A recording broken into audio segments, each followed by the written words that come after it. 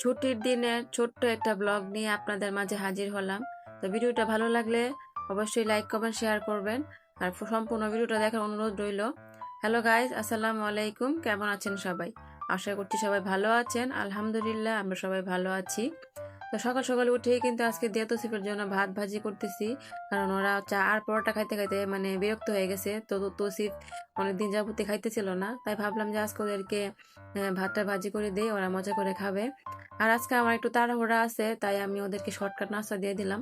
আর এদিকে আজকে কিন্তু সকাল সকালে মাংসটা বসিয়ে দিয়েছি নাস্তা শেষ করার পরেই, কারণ আমি আজকে একটা কাজে বের হয়ে যাব। তা মাংসটা কষাইতে দেওয়ার কারণ হচ্ছে যে আজকে আমার ননাস আসবে বাসায়, তাই ভাবলাম যে বের হয়ে গেল যাতে মাংসটা আস্তে আস্তে সিদ্ধ হয়ে যায় আর কি, আমার শাশুড়ি দেখবে। তো আজকে বের হয়ে যাওয়ার কারণটা হচ্ছে আজকে আমার মেয়েকে আমি মানে অনলাইনে আবেদন করবো আর কি, ভর্তির জন্য। তো আমি বের হয়ে গেলাম অনলাইনে মানে ফর্ম আবেদন করার জন্য আর কি। তো বেরোয়ার সময় আমার ছেলে মেয়েগুলা বারান্দা দিয়ে আমাকে বাই বাই বলতেছিল। তো আমি কিন্তু আমার হাতের কাজটা শেষ করে বাসায় চলে আসছি। আসার পরে এখানে আমি রান্না বান্না বসাই দিয়েছিলাম, যেহেতু আমার ননাস আসবে। তো আমি বাসায় আসার পরেও দেখলাম যে ওরা এখনো আসে নাই, তাই তাড়াহুড়া করে রান্না বান্নাটা বসাই দিলাম আর কি। তো এখানে আমি বড় বড় চিংড়ি মাছ নিয়ে নিছি, এটার সাথে আমি আজকে এই ডাটা দিয়ে রান্না করবো, চিংড়ি মাছটা দিয়ে। তো এটা অনেক সুন্দর ডাটাগুলো ছিল, একদম নরম সফট।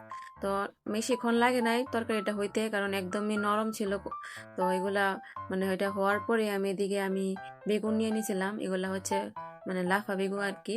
এগুলা ভাজি করলে শীতের দিনে কিন্তু এগুলা ভাজি খুবই মজা লাগে, আর সবাই পছন্দ করে, যেহেতু মানুষ বেশি তাই একটু বেশি করে নিয়ে নিলাম আর কি।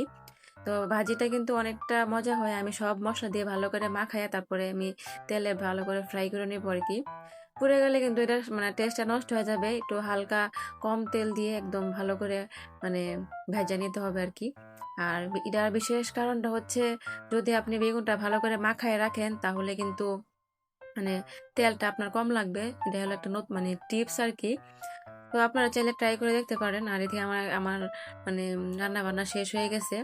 রান্না বান্না শেষ করার পরে কিন্তু ওদেরকে আমি খাবার দিয়ে দিছি। মেহমান কিন্তু আগে চলে আসছিল, ওরা খেলাধুলা করছে, তারপরে আমি রান্না বান্না শেষ করলাম।